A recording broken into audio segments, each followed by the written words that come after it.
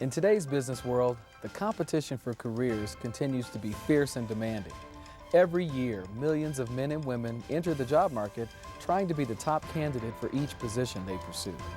Employers are looking for someone who not only has the right skills and experience for the position, they're also looking for people who are the right match for their team and company. This series was developed specifically to provide job seekers proven, effective strategies and techniques to give you the edge you need to be successful in your own job search. One of the most difficult parts of the entire job search process is knowing how and where to start. In this program, we'll cover the important information needed to help you find the positions you're not only qualified for, but also want to do. Welcome to the ultimate job search for the 21st century.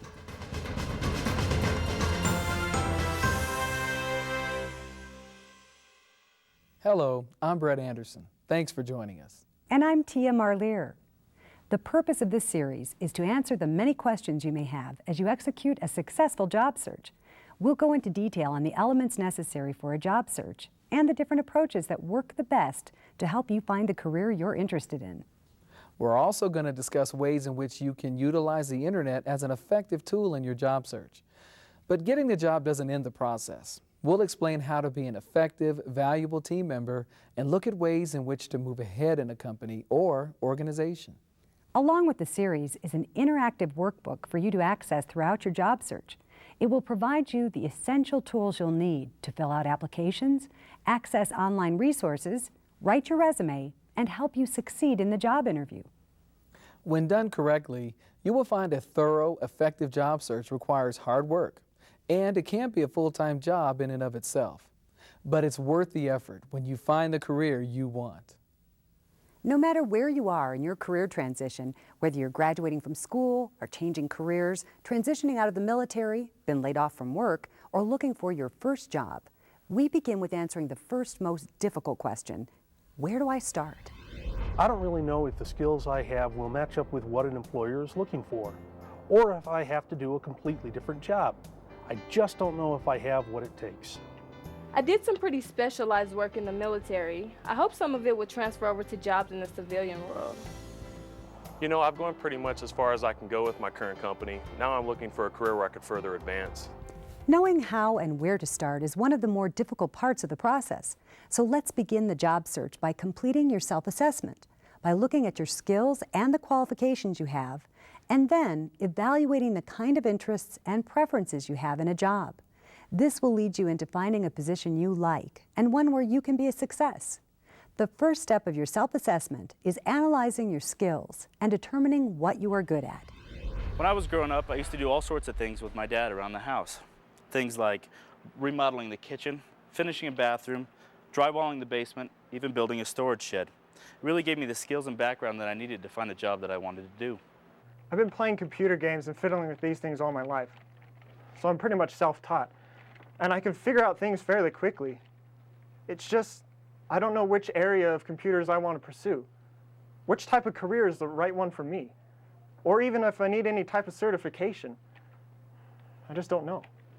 Back in the military, they gave me 2 years of great training and experience. And I like what I do. So it would have been foolish of me not to have used those skills when I got out.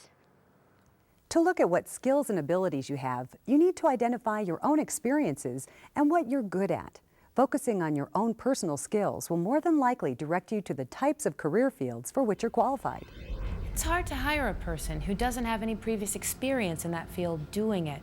For example, let's say if your perfect job is to be a web page designer, but you haven't had any schooling or experience, it'll be pretty tough to describe those skills on your resume, and even more difficult to demonstrate that to me in a job interview. I think when people sit down and try to look at the skills that they have, they sometimes begin to feel like there's not a lot they can do. Let me give you a couple of examples. One person I worked with who did data entry at a loan office felt that there wasn't anything more that he could really do for a career, and he felt very limited. But when he took the time to analyze the skills and experience that he had, like answering customers' questions and doing basic filing, retrieval, and so forth, he discovered that he had a lot of career options. Now, another client I had was looking for a position doing basic maintenance and repair. Now, she had some skills she could focus on and could even demonstrate to an employer. See, she was a truck driver in the military and had also done some routine work such as plumbing in the past. Now, she also knows how to do basic electrical work, which she really enjoyed. And using her skills and experience, she focused on researching the occupations that would use her transferable skills. I think both of these clients have great skills to offer an employer. The one is qualified to work in banking, administration, or customer service. And as for the other, well, she could start off as a basic electrician and maybe get into an apprenticeship program. She could also go to night school or even get more on-the-job training to further her skills in the field that she's interested in pursuing. Or she could work as a contractor, a facilities technician, or drive a truck for a business. See, after analyzing their skills, new career opportunities came up. They just had to look a little deeper at what they could do. You have the skills employers want. What you have to do is identify them. To determine what skills you already have, use the skills inventory page in the workbook. There you will find an extensive listing of skills. Make the list as detailed as possible and be specific. You can also use the internet by typing in the keywords skills search to find sites that can match up your skill set. Knowing what skills you have will help determine your job search path and also help you market those skills to prospective employers. The second step of your self-assessment is identifying your work preferences. Preferences are the characteristics you would like to have in your job and work environment. You can be skilled in a particular job, but if it's something that you don't like doing or it's a poor work environment, you probably won't be motivated to go to work every day. I worked for a few years in a large corporation in the big city. I had great pay and good benefits. But man, I hated going to work every morning. I'd find every reason in the world not to go in. Now, I own my own business building light pedestals for art galleries all around the world. I really love what I'm doing. I'm my own boss. I set my own hours, and it's always great meeting new and interesting people. It's awesome. It's what motivates me every day to go to work. I really like this job, and I've got the skills to do the work, but it's really not fulfilling all my needs. I like working with a team and being intellectually challenged, not to mention I'd rather be indoors. So I've decided to go back to school to get my teaching certificate and be a science teacher. When you're looking for a position, you need to find one that matches your skills and interests. Job interests are also referred to as work preferences. For example, let's say you're highly skilled on a computer and that you love that type of work. Well, there are a lot of different computer positions out there in a lot of different working environments. There's programming, data entry, network, web page development, on and on. So you need to figure out what you want in a career. Do you want to work on a team or by yourself? Would you prefer to work part-time rather than full-time? Do you want to be near home, or is having a long commute okay with you? You have to make sure your work preferences and skills work together for the best career fit. In the workbook, there's a listing of a wide range of work preferences, such as the physical demands of a job, the work environment, typical work week of particular jobs, level of responsibility, and so forth. Research the job areas that interest you and then determine which ones match your own work preferences. When you match up your skills with what you want in a job, you'll have a better idea of what type of work fits you best. You'll enjoy going to work, get more out of your job, and stay with it a lot longer. You'll also need to research the labor market and how it can fit your own particular occupational profile.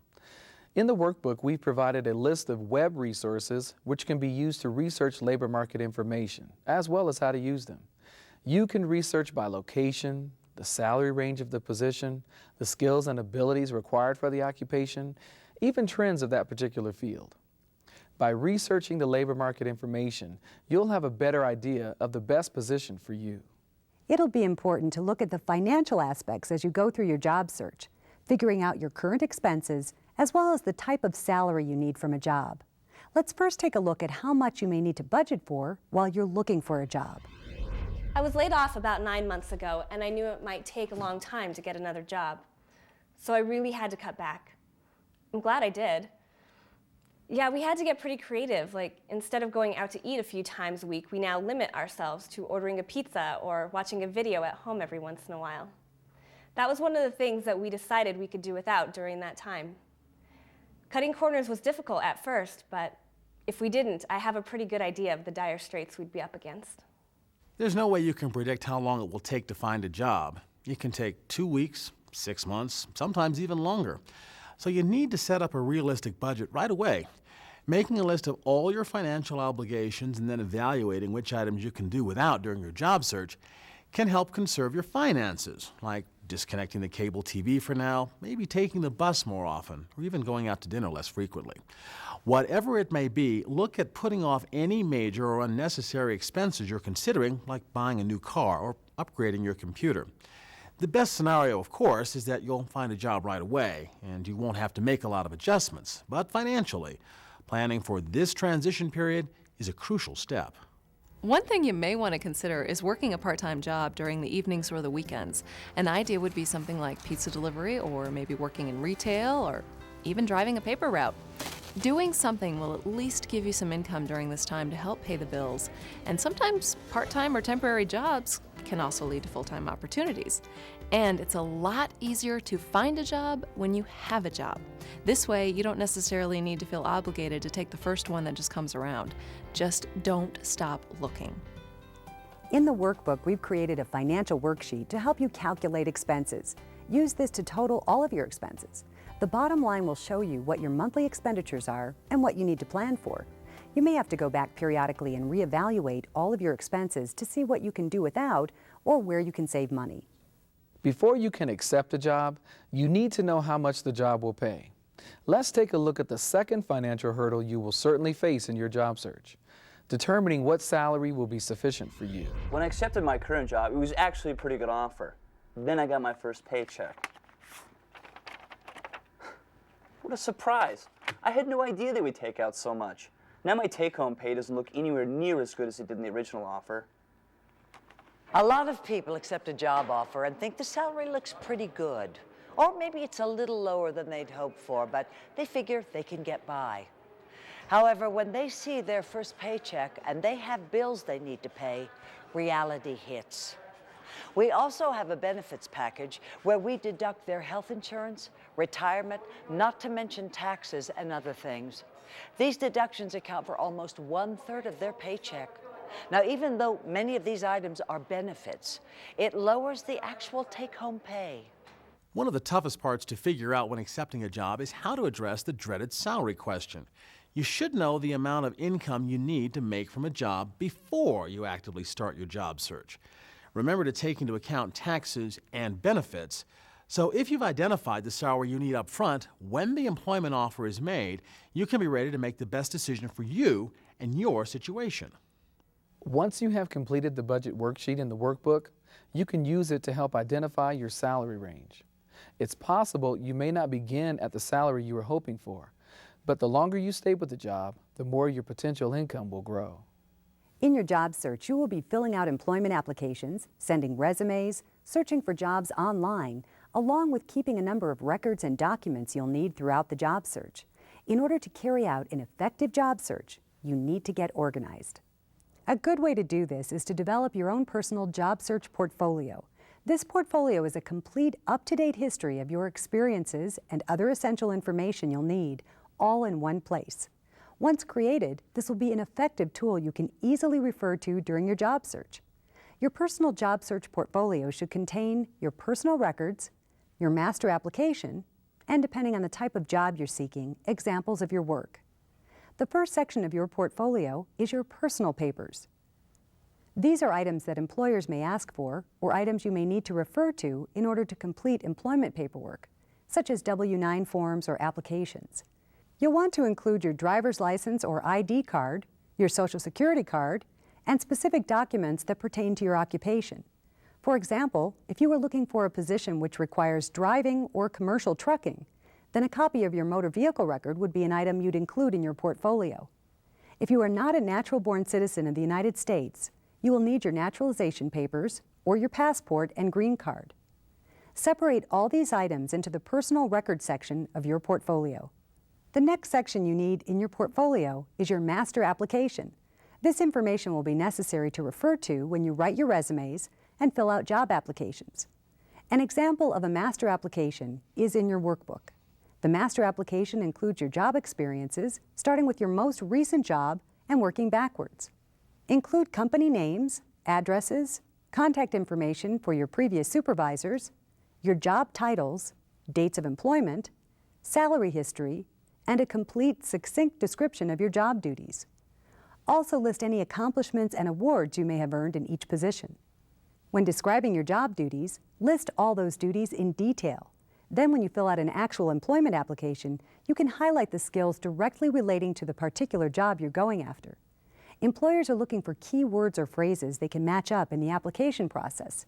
This is especially true with online applications. Your military experience should also be included in this section of your master application. List your rank or title achieved, along with dates and duties during your time in service. Include your DD-214, your separation papers, training, and any license and certification records, and honors and awards you've earned. The next part of your master application is your education record. List all the schools you've attended, include high schools or GED information, college if you have it, and technical schools.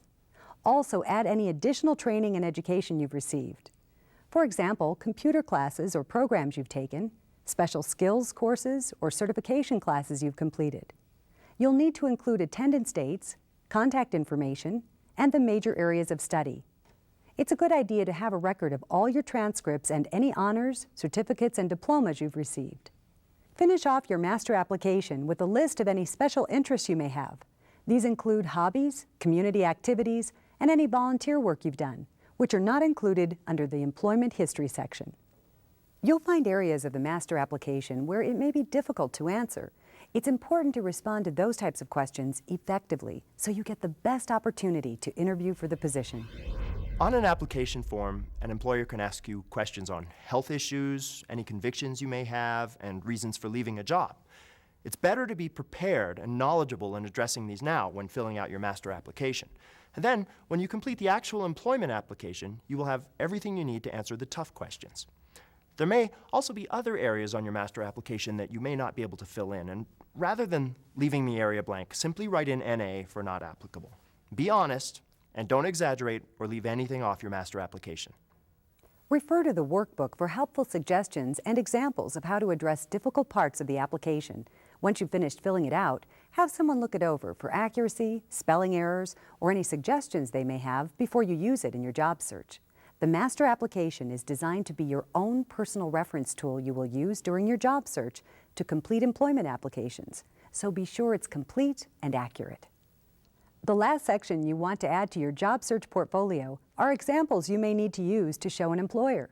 These would be examples of your work, news articles about you, web pages you've developed, portfolio work, whatever your work area.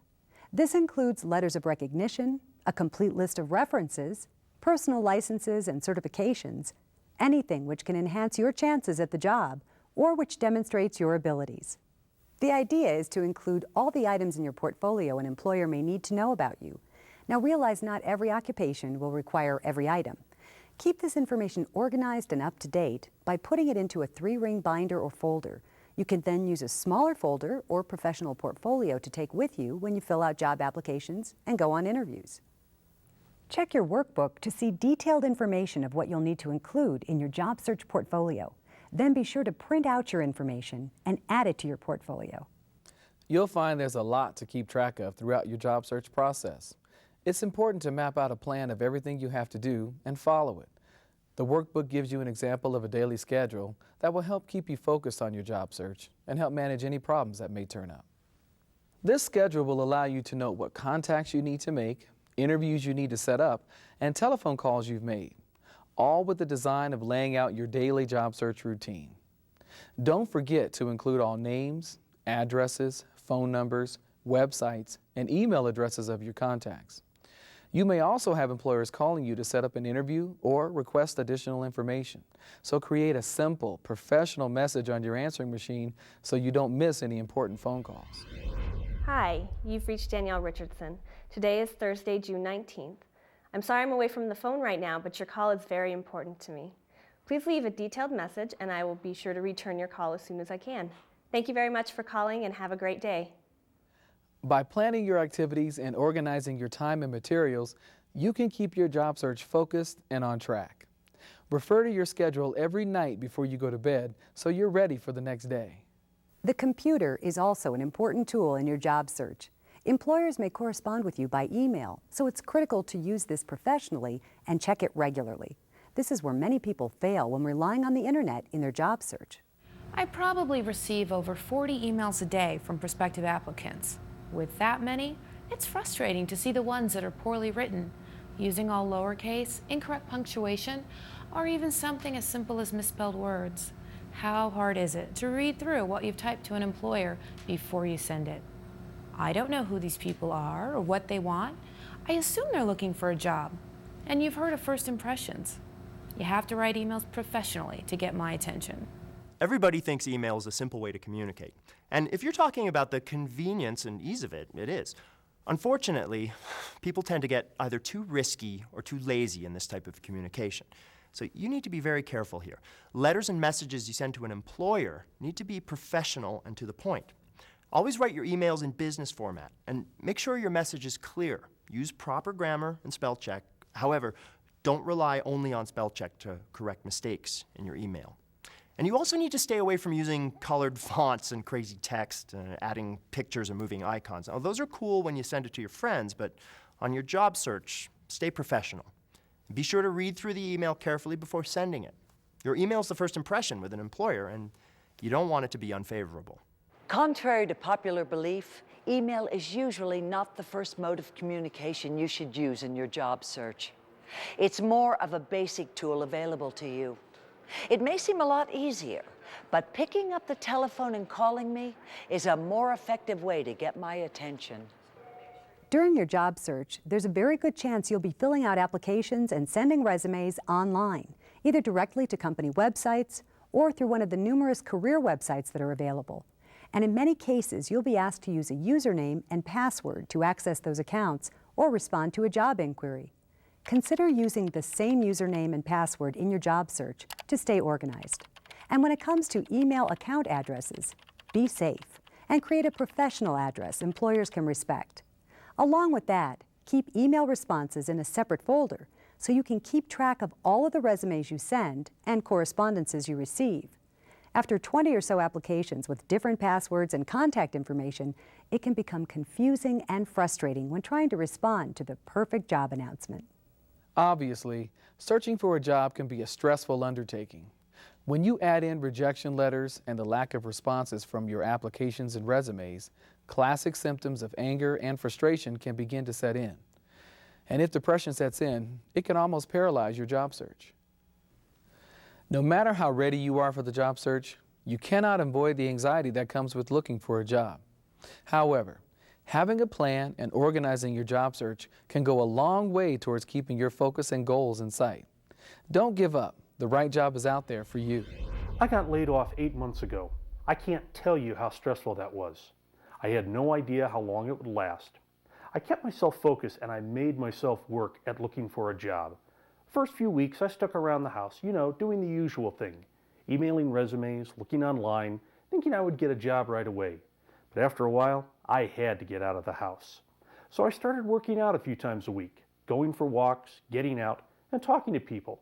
I joined a job club and started asking people about their careers and sharing what type of work I was looking for. It'll work out. I've got a couple of offers I'm following up on, so it's getting close. Stress is something that affects individuals both emotionally and physically, and it can threaten your very well-being. When you're stressed, your body feels out of sync, and it can have a powerful impact on your mental clarity, creativity, and problem-solving abilities. Now, the stress associated with a job search is no different. Job transitions are actually in the top 10 life stressors list, and a great deal of the stress is triggered by dealing with overwhelming tasks. No kidding. You're having normal reactions to an abnormal event. It is what it is. But before you start trying to change your emotions, it's important to recognize them and search for new ways of dealing with stressors. So, you need to engage in activities to relieve your anxiety and recharge your energy during this time. First, develop and maintain a job search plan or schedule and stick to it. But you also have to get out of the house and meet people. So network with friends or participate in a job search support group. Use techniques that have worked in the past. Also, incorporate routines with the entire family. Develop games that turn homework and everyday jobs into fun activities instead of just chores. It's important to do physical activity, especially things you enjoy, like biking, swimming, or something as simple as even walking your dog. And just as important, don't rely on substances like alcohol and drugs to relieve your stress. See, these can actually increase the emotional and physical dangers of stress. Even coffee, cigarettes, or food can be harmful vices. Much of the stress you may experience during this time will diminish as your plan comes together. You will feel a sense of relief and gradually begin to gain control over your life. Make your job search a job, but remember to schedule time for yourself. Set goals each day and reduce your list of tasks by breaking them into small steps you can easily accomplish. And take it one day at a time. Reward yourself with the knowledge that you've made strides instead of dwelling on what still needs to be done.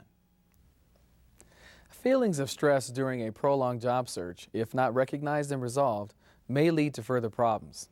If it gets to be too much, seek professional help. Contact your doctor or clergy or someone they recommend. Good point. This wraps up the groundwork for any job search. If you can discover the skills and experiences you have and what you want in a job, you're on the right path in your job search. But we've only just begun. We have a lot more to cover in the other programs. For now, here's a short review of how to begin your job search. First, focus your job search on the areas where you're skilled and experienced. Identify the work preferences in a job and working environment you would get the most satisfaction from. Figure out what your current expenses are and what you need to budget. Determine the salary and benefits you need in a career that will be best for your own situation. To carry out an effective job search, you'll need to put together an organized job search portfolio along with the master application. Make out a detailed schedule of all of your time and activities you have to do in your daily job search and follow it carefully. Use email and the computer as an effective tool in your job search and use them professionally. Realize looking for a job is a stressful undertaking. Stay focused and keep your job search organized and on track. If you start off your job search down the right path, you should now have a better idea of the types of things you're good at. Now you're ready to move forward in your job search. In the next program, we'll begin the process of looking for positions you want to pursue to see what jobs are out there and where to look.